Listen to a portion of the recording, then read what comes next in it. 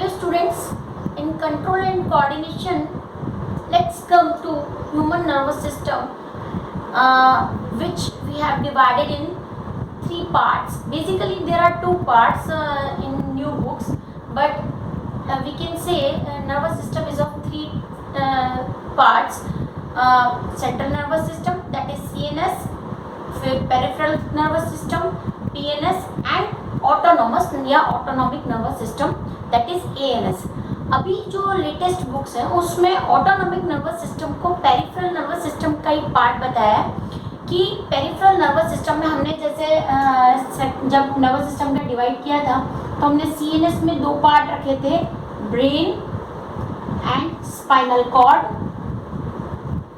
Okay, फिर PNS में हमने यानी पेरिफेरल नर्वस सिस्टम में हमने इसमें रखी थी नर्व्स, है ना. जो नर्व्स या न्यूरॉन जो हमने डिवाइड किए सेंसरी, मोटर और मिक्स्ड, है ना. यहाँ पर नर्व को टू सेक्शन में डिवाइड हम करेंगे जब हम PNS वापस से करेंगे. एक होती है क्रेनियल नर्व, दूसरी स्पाइनल नर्व, है ना. पेरिफेरल नर्वस सिस्टम में एक्चुअली में क्या है, the nerves, it includes the nerves which originated from brain and spinal cord and reach all part of the body. जो स्पाइनल कॉर्ड और ब्रेन से ओरिजिनेट होती है वहाँ से निकलती है और पूरी बॉडी में सर्कुलेट यानी पूरी बॉडी में फैली हुई रहती है. तो वो नर्व्स पेरिफेरल नर्वस सिस्टम में आती है. तो ब्रेन के नर्वस सिस्टम के जो दो मेन पार्ट है, ब्रेन और स्पाइनल कॉर्ड, उनसे निकलने वाली दोनों नर्व्स, ब्रेन से निकलने वाली को क्रेनियल नर्व्स कहते हैं और स्पाइनल कॉर्ड से निकलने वाली जो नर्व्स होती है उनको स्पाइनल कॉर्ड कहते हैं. ठीक है, क्रेनियल कॉर्ड जो है वो ब्रेन से रिलेटेड है, वो अभी हम जब पूरा ब्रेन का स्ट्रक्चर पढ़ेंगे तो उसमें आएगा. इन्हीं नर्व्स में से ये जो पेरिफेरल नर्वस सिस्टम की नर्व्स हैं इन्हीं में से कुछ स्पेशलाइज्ड नर्व जो होती है, स्पेशलाइज्ड नर्व जो होती है वो कुछ इंटरनल ऑर्गन जैसे हार्ट, उनके कंट्रोल के लिए अलग स्पेसिफाई हो जाती है ना. और वो जैसे सिर्फ हार्ट की बीट को कंट्रोल करेगी, ऑटोनॉमिक नर्वस सिस्टम में इंक्लूड कर लेते हैं. तो actually in the nerves specialised for functioning of internal organ, है ना, and part of peripheral nervous system is known as autonomic nervous system. तो उस पे उन नर्व्स पे किसी का ब्रेन का स्पाइनल कॉर्ड का कंट्रोल नहीं होता, वो खुद अपना रेगुलेट कर लेती है. इसलिए वहाँ पर जो नर्व्स होती है उसको ऑटोनॉमिक नर्वस सिस्टम के में इंक्लूड किया हुआ है. हमारी बुक में कुछ भी एक्सप्लेनेशन ऐसा नहीं है, लेकिन ब्रीफ इंट्रोडक्शन में इसका आपको दूंगी ताकि आप इसको एटलीस्ट आपको पता हो कि ऑटोनॉमस या ऑटोनॉमिक नर्वस सिस्टम क्या होता है. Now let's come to so this is the CNS, PNS and the parts of brain. Okay, now main part of nervous system which is included in CNS, that is brain. Structure of let's study about human brain. ठीक है, अब हम human brain के बारे में study करते हैं जो हमारी बॉडी का कोऑर्डिनेटिंग ऑर्गन है ना. बहुत सारी जो चीज़ें हैं हम उनको ब्रेन ऑफ द सेल जैसे न्यूक्लियस को कहते हैं, ब्रेन ऑफ कंप्यूटर, है ना, CPU को कहते हैं. तो हम ऐसे बहुत सारे मतलब टाइटल्स दे देते हैं कि ब्रेन ऑफ कंपनी है. मीन्स क्या है इसका, जैसे कुछ भी करता है तो इसके पीछे उसका ब्रेन है. तो that means which regulate and control, है ना, जितना भी सब कुछ हो रहा है ना, वो सारी एक्टिविटीज़ को कंट्रोल रेगुलेट करने का काम होता है ब्रेन का.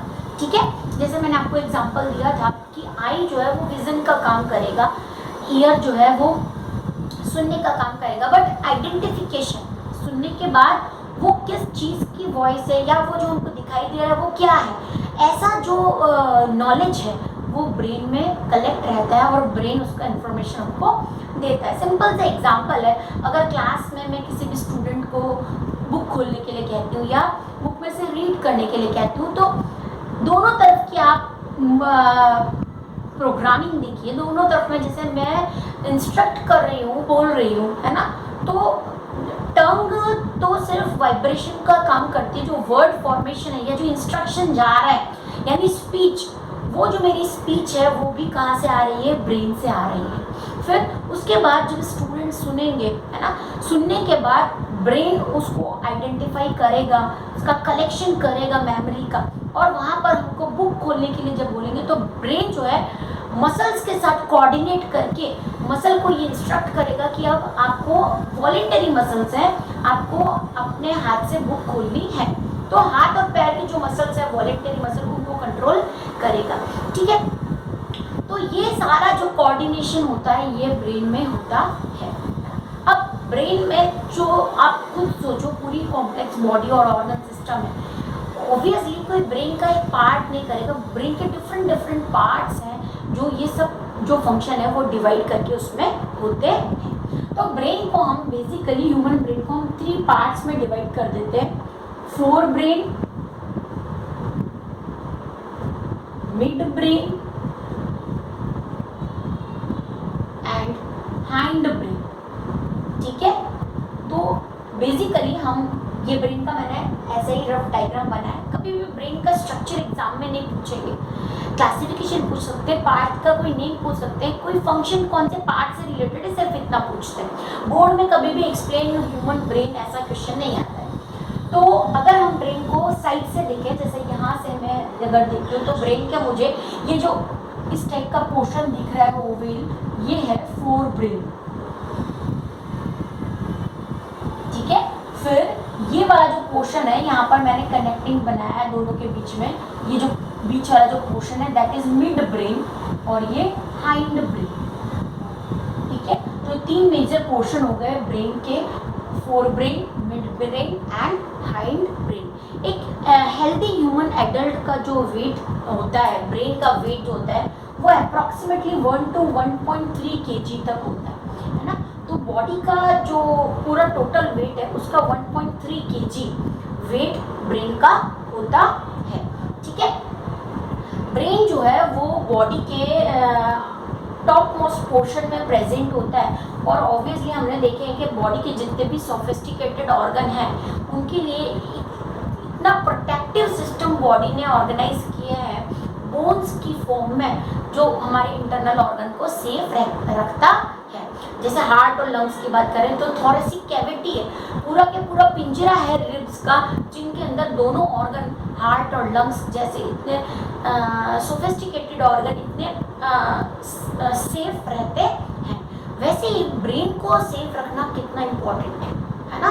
तो ब्रेन के जो ब्रेन जो हमारा कवर रहता है वो ब्रेन जो कवर रहता है वो रहता है स्कल में, है ना। ये आपने वर्ड सुना हुआ होगा कि पूरा जो ब्रेन है वो हमारा हार्डेस्ट बोन है ना। जो स्कल की बोन्स होती है वो हार्डेस्ट बोन होती है, उनके अंदर ब्रेन जो है वो सेफ रहता है ना। तो जो स्कल वाला जो पोर्शन है, अगर आपने सबने स्कल कई बार टीवी में देखे हुए होंगे, खोपड़ी जिसको बोलते हैं, उसके अंदर जो पोर्शन है वो कैसे होता है कि एक तो ये जैसे स्कल, पूरा जो स्कल है वो किसको कहते हैं, एक तो हम ये वाला जो पोर्शन देखते हैं, ये वाला जो पोर्शन होता है, और उसके बाद ये वाला जो मतलब जो हमारे टीथ वाला जो पोर्शन होता है इस टाइप का पोर्शन होता है यहाँ पर, ये है ना। तो ये जो पूरा पोर्शन है यहाँ से हम देखेंगे तो यहाँ से तो बैकबोन स्टार्ट हो जाती है, और यहाँ पर ये जो स्ट्रक्चर हम जिसको कई बार देख के डरते हैं, और ये इस टाइप का ही मैंने बनाया है। तो यहाँ पर जो ये वाला जो पोर्शन है, ये वाला जो पोर्शन, ये जो पोर्शन दिखाई दे रहा है इसको बोलते हैं क्रैनियम, ठीक है। और जो आगे हमारा जो जॉ वाला पोर्शन होता है जहाँ पर हमारा दांत प्रेजेंट होता है, और आपने टीवी में देखा होगा, कई बार स्कल की स्ट्रक्चर में भी देखा होगा, जो आई बॉल जहाँ पर प्रेजेंट होते हैं वो होल होते हैं वहाँ पर, है ना। तो वो जो स्कल के डायग्राम में आगे का फ्रंट वाला जो पोर्शन होता है उसको बोलते हैं मैंडिबल्स, यानी बोन्स के नेम है ये, मैंडिबल्स और क्रेनियम, है ना। तो हमको ऐसा लगता है कि जो क्रेनियम वाला पोर्शन है वहाँ पर, यानी ये वाला जो पोर्शन है इसी में ब्रेन प्रेजेंट होता है ना। आगे वाले जो पोर्शन है जहाँ पर हमारे सेंसरी ऑर्गन प्रेजेंट है, मतलब यहाँ आप ईयर की बात कर लो, नोज की बात कर लो, टंग की बात कर लो, आइज की बात कर लो, ये पूरा जो पोर्शन है ये ब्रेन से रिलेटेड है। सेंसरी ऑर्गन ब्रेन से रिलेटेड है, क्योंकि ब्रेन जो रिसेप्टर्स होते हैं सेंसरी ऑर्गन के, वो ब्रेन को मैसेज पास करते हैं, जिससे सारा कोऑर्डिनेशन बॉडी का होता है ना। तो यहाँ पर हम बात कर रहे हैं जो स्कल है, जिसके अंदर ब्रेन सेफ रहता है, उसकी 2 टाइप की बोन्स होती है, क्रेनियम बोन्स और मैंडिबल बोन्स। तो आगे की जो फ्रंट वाली जो बोन है स्कल, पूरे इसको यहाँ से लेकर पीछे तक को स्कल कहते हैं। उस स्कल में जो आगे के हमारे फेशियल जो पार्ट है उसको मैंडिबल्स कहते हैं, और जो यहाँ से फोरहेड से पीछे तक का जो पोर्शन है उसको क्रेनियम कहते हैं। ये आपकी बुक में नहीं दिया हुआ, सिर्फ मैं आपको समझा रही हूँ कि स्कल मतलब पूरा पोर्शन हो गया, जिसमें आई बॉल की बोन्स दिखाई देती है, नोज की आपको बोन दिखाई देती है स्कल को जब देखते हो, और जॉ यानी जो टीथ वाला जो पोर्शन है, गम्स वाला जो पोर्शन है, वो भी हमको स्कल में दिखाई देता है। ठीक है, तो हम आते हैं यहाँ पर फिर से फोर ब्रेन, मिड ब्रेन और हिंड ब्रेन। ह्यूमन एडल्ट का वेट ब्रेन का मैंने आपको बताया 1.1 to 1.3 kg होता है ना, और बहुत हाईएस्ट ब्लड सप्लाई वाला ऑर्गन होता है लंग्स के बाद ब्रेन, वहाँ पर रिच ब्लड सप्लाई होती है। और स्कल जिसके अंदर बोन ब्रेन सेफ रहता है। लेकिन आप खुद सोचो, जैसे ये ब्रेन है और यहाँ पर अगर स्कल हो, तो स्कल तो बहुत हार्ड होती है और ब्रेन बहुत सॉफ्ट होता है ना, एकदम फ्लैशी स्ट्रक्चर है, सब बहुत ज़्यादा सॉफ्ट है।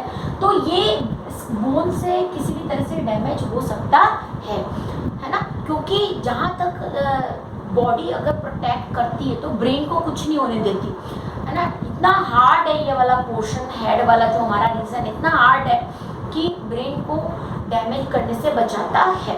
लेकिन डायरेक्टली बोन से, बोन के नीचे ब्रेन है ऐसा नहीं होता, बोन के नीचे 3 लेयर्स है ना, तो क्रेनियम के नीचे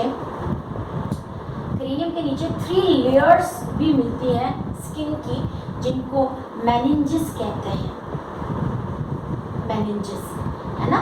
तो वो मेनिंजेस यहाँ पर जैसे ये स्कल वाला पोर्शन हुआ हड्डी वाला, उसके बाद 1, 2 और 3 इस टाइप के बीच 1, 2 और 3 ये 3 लेयर्स होंगी जिनको मेनिंजेस कहते हैं।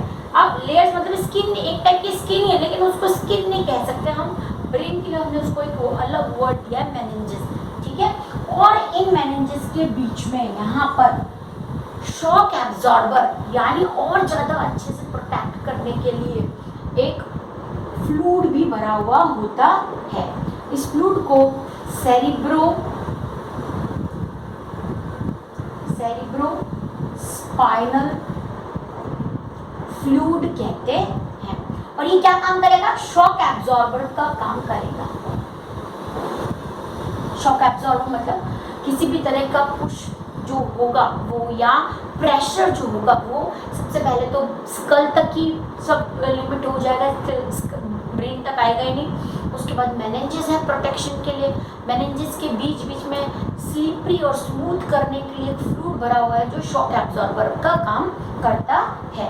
तो these 3 protective measures are present outside the brain which are cranium यानी स्कल, जिसको बोलते हैं स्कल और क्रेनियम, फिर meninges, 3 layers of meninges and the fluid filled inside the layers and between skull and brain is known as CSF और cerebrospinal fluid, CSF, ठीक है। तो ये हम जो स्ट्रक्चर पढ़ रहे हैं ब्रेन का, वो ब्रेन का इंट्रोडक्शन है कि कैसे ब्रेन स्कल के अंदर प्रेजेंट होता है, क्या क्या उसको प्रोटेक्टिव मेजर्स प्रोवाइड करती है body. Now let's come to other parameters of brain. जैसे मैंने आपको बताया कि ब्रेन को हम उसके फंक्शंस के बेसिस पे 3 पार्ट्स में डिवाइड कर देते हैं, फोर ब्रेन, मिड ब्रेन और हिंड ब्रेन, ठीक है। इनके भी पार्ट्स हैं, जैसे फोर ब्रेन है उसका सबसे इम्पोर्टेंट पार्ट है सेरिब्रम, ठीक है। फिर मिड ब्रेन में नर्व्स आएंगी जो फोर ब्रेन और हिंड ब्रेन को कनेक्ट करती है, और हिंड ब्रेन के फिर से 3 पार्ट्स होते हैं, सेरिबेलम, मेड्यूला एंड पोन्स, ठीक ठीक है। अभी ये ब्रेन है, स्पाइनल कॉर्ड नहीं है। यहाँ पर जहाँ पर ब्रेन खत्म होता है इस जगह पर, यहाँ से फिर स्पाइनल, ये जो पोर्शन है वो स्पाइनल कॉर्ड शुरू हो जाता है। स्पाइनल कॉर्ड भी क्योंकि नर्वस सिस्टम का पार्ट है, वो वर्टिबल कॉलम के अंदर सेफ रहता है। बिल्कुल एक थ्रेड लाइक स्ट्रक्चर है, वाइट थ्रेड लाइक स्ट्रक्चर, जो एक वर्टिबल कॉलम है, जो वन एक के ऊपर एक स्टैक्ड फॉर्म में है, बीच में होल है, उस होल के बीच में स्पाइनल कॉर्ड प्रेजेंट होती है। हमारी बैकबोन जिसको वर्टिबल कॉलम कहते हैं वहाँ, वो भी हार्ड पार्ट होता है ना। और वो जो एक दूसरे के ऊपर रखी हुई है, जैसे हमने पोलो वाली जो कैंडीज देखी हुई वो जैसे रखी हुई होती है, वैसे वर्टिबल कॉलम की जो बोन्स एक दूसरे के ऊपर रखी हुई है, बीच में होल है और उस होल में से स्पाइनल कॉर्ड पास हो रहा है, जो हमारी नेक से लेकर पूरे बैक वाले पोर्शन में अप टू टेल बोन तक प्रेजेंट होती है। ठीक है, तो ये हो गया forebrain, midbrain and hindbrain. So सबसे पहले हम बात करेंगे फोर ब्रेन की, एंड द मेजर पार्ट और forebrain is represented by cerebrum, है ना। फोर ब्रेन कहो या उसको सेरिब्रम कहो, जो ब्रेन का मेन इंपॉर्टेंट पार्ट है, सेरिब्रम। ठीक है, main thinking part of the brain is cerebrum. ये जो पोर्शन दिखाई दे रहा है, जैसे फोर ब्रेन है तो उसका ये जो पूरा जो पोर्शन दिखाई देता है हमको ब्रेन का, है ना, ये जो पूरा पोर्शन दिखाई देता है ये ब्रेन का, दैट इज सेरिब्रम, है ना। आप स्ट्रक्चर बुक में जो दी हुई है वो भी आप देख सकते हो, जैसे बुक में मैं बता देती हूँ आपको। बुक में जो सबसे ऊपर वाला जो रीजन दिया हुआ है, कॉइल्ड स्ट्रक्चर, जैसे ये बनाया हुआ है इस टाइप का बीन शेप, और उसमें इस तरह की कॉइलिंग बताई हुई है ना, ये कॉइलिंग बताई हुई है इस टाइप की। तो ये जो है पोर्शन, इसको बोलते हैं सेरिब्रम, है ना। सेरिब्रम को अगर हम, जैसे हमारी स्कल को कई साइड से, ये जो बुक में दिया हुआ है साइड व्यू दिया हुआ है, अगर हम ऊपर से देखते हैं तो जो सेरिब्रम है उसके टू पार्ट्स हमको दिखाई देते हैं, इसलिए इसको टू पार्ट्स मतलब सेरिब्रल हेमिस्फीयर भी कहते हैं। ठीक है, तो ऐसे समझ सकते हैं कि cerebrum is divided in two major hemisphere, cerebral hemisphere. फिर ये जो कॉइल्ड पोर्शन दिखाई देता है आपको ब्रेन का, इसको बोलते हैं cerebrum. Main thinking part of the brain है, तो हम इसके पॉइंट्स लिख देते हैं। Main thinking part, main thinking part of brain. Okay, what is the main thinking part of the brain? Cerebrum नाम है उसका, है ना। ये जो और पूरा जो ब्रेन का बिगर पार्ट कवर किए हुए होता है वो सेरिब्रम ही है, सबसे बड़ा पोर्शन। ऐसा कहते हैं कि जिसके सेरिब्रम का मतलब जितनी ज़्यादा कॉइलिंग है सेरिब्रम में, या वेट ज़्यादा होता है ब्रेन का, वो इंटेलिजेंसी का पैरामीटर होता है ना।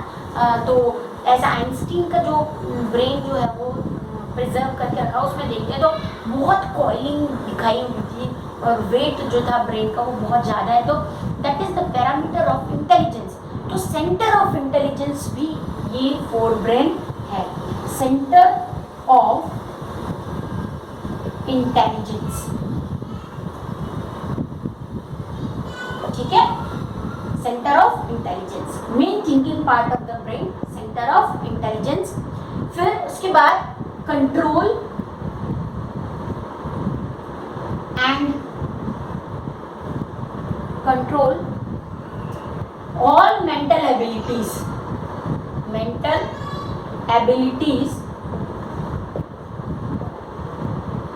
related with sense organs,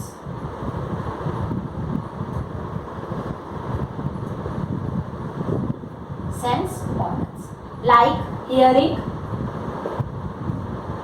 smell, touch, site,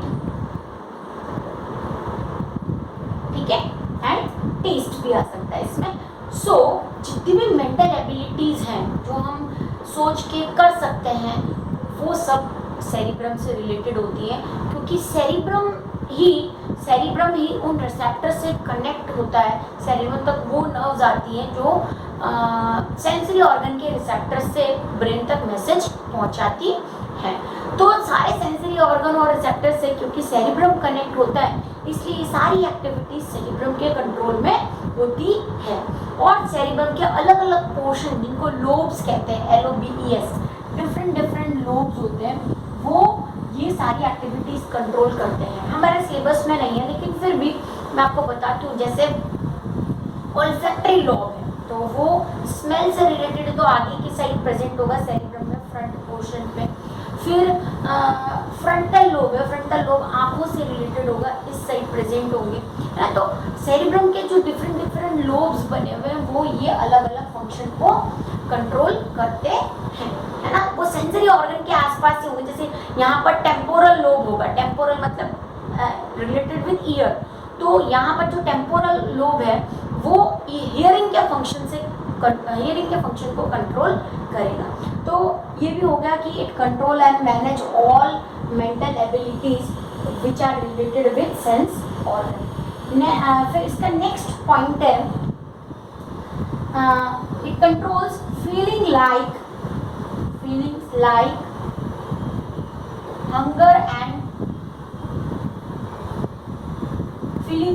hunger and thirst.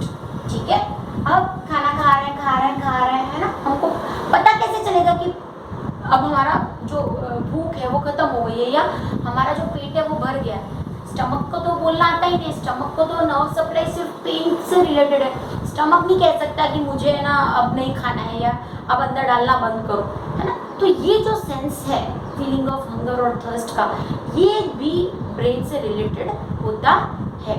So because it receives information from sense organ, ये sense organ से information receive करता है। Next is, so feeling of hunger and thirst is also related with cerebrum. Next is control of voluntary activities. Control of voluntary muscular activities. ठीक है, अगर class में किसी को कोई आंसर आता है तो उसको कैसे पता चलेगा कि मुझे हैंड रेज करना है आंसर देने के लिए। तो आंसर आता है, that is function of brain. आपको ये याद है कि आपको ये आंसर आ रहा है, फिर ब्रेन इंस्ट्रक्ट करेगा कि आपको आंसर आता है इसलिए आप हैंड रेज करो। हैंड रेज करने के लिए आपकी हैंड की मसल्स को इंस्ट्रक्शन भी तो देनी पड़ेगी, है ना। तो that instructions which are related with voluntary action, ये हाथ जो हम रेज कर रहे हैं वो एक वॉलंटरी एक्शन है, हम चाहते हैं ऐसा करना, लेकिन कंट्रोल कौन करेगा? ब्रेन करेगा कि अब आप हैंड रेज करो। तो it also control the voluntary activities of muscles और we can say voluntary muscular activities. ठीक है, तो ये हो गया सारा फोर ब्रेन का फंक्शन एंड इम्पोर्टेंस, है ना। सारी फोर ब्रेन जो होती है सेरिब्रम, तो 2 मार्क्स में हम सेरिब्रम पे शॉर्ट नोट इसी वे में प्रिपेयर करेंगे। सबसे पहले what is cerebrum, main thinking part of the brain, है ना। तो और which is part which is included in forebrain is equal to cerebrum, है ना। फिर cerebrum is divided into 2 hemisphere, cerebral hemisphere, then for different function divided into different lobes like olfactory lobes or temporal lobes, है ना। Temporal lobe क्योंकि 2 years से इसलिए 2 temporal lobe होते हैं दोनों साइड पे इस तरह से। वो इतना कॉम्प्लिकेटेड हमको स्ट्रक्चर नहीं करना है, but it is divided into lobes and hemisphere because it has to do many works, control and manage different activities. इसलिए ब्रेन के अलग अलग पार्ट्स को ये वर्क डिवाइड कर देना होता है। अगर आप रेफर करोगे कोई हायर स्टैंडर्ड की बुक तो ऐसा डायग्राम आपको मिलेगा जिसमें ब्रेन को विद लेबल हर पोर्शन बताया है कि ये पोर्शन स्मेल के लिए, ये पोर्शन हियरिंग के लिए, ये पोर्शन टच के लिए। ब्रेन का हर जो सेक्शन है वो फिक्स है कि ये फंक्शन करने वाला है। आप देखोगे तो आपको पता लगेगा, कुछ ऐसे ब्रेन के डायग्राम दिए हुए होंगे जिसमें ये सारे जो फंक्शन है उसके साथ उसकी लेबलिंग की हुई है। So it governs all mental activities It is also connected with receptors of sense organ, so control mental abilities like hearing, smell, touch, sight, and it is center of intelligence. Some feelings like hunger, thirst are also related with cerebrum. ठीक है, तो and lastly control of all voluntary muscular activities. Voluntary word यहाँ पर important है कि जो हमारे सोचने के बाद जो मसल्स एक्ट करती हैं, है ना, जो मसल एक्ट करती है वो वॉलेंटरी फंक्शंस है और उनका फंक्शन का जो कंट्रोल है वो सेरिब्रम के पास. ठीक है, so this is all about cerebrum और we can say forebrain. Let's make a 2 marks note on cerebrum और forebrain because total complete human brain structure नहीं आएगा कभी भी. कोई पार्ट इसका इम्पोर्टेंट है, जैसे कुछ पार्ट्स अभी हमने सेरिब्रम, ये इम्पोर्टेंट है, सेरिब्रम पे शॉर्ट नोट डेफिनेटली आ सकता है, तो हमको सेरिब्रम पे 2 मार्क्स का नोट प्रिपेयर करना है. ठीक है, तो अभी बुक में से एक बार आप गो थ्रू करो. बुक में जैसा दिया हो, बुक में सारा मिक्स दिया हुआ है, उसमें से आप जो मैंने अभी पॉइंट्स बताए वो सारे पॉइंट्स इंक्लूड करके बुक जो है एक शॉर्ट नोट प्रिपेयर करोगे. तो अभी तक हमने जो किया है उसमें कंट्रोल एंड कोऑर्डिनेशन का डेफिनेशन, फिर मैंने जो उस टाइम लास्ट सेक्शन में आपको बताया था definition, nerve impulse, neuromuscular junction, neuron का स्ट्रक्चर, वो इम्पोर्टेंट है. उसके बाद डायरेक्टली हम आते हैं तो structure of what are the major part of brain. तो अगर नेम पूछ लेते हैं तो सिर्फ नेम लिखने के, यानी क्लासिफिकेशन जो अभी हमने ब्रेन के पार्ट्स का किया वो. और अगर राइट नोट ऑन सेरिब्रम ऐसा आ जाता है, राइट नोट ऑन फोरब्रेन, तो ये एक नोट प्रिपेयर करने का है. अदरवाइज बहुत वन लाइन के filling the blanks, one line के क्वेश्चन, ट्रू फॉल्स, यही ब्रेन की स्ट्रक्चर से रिलेटेड पूछते हैं. So that's all for today. Thank you.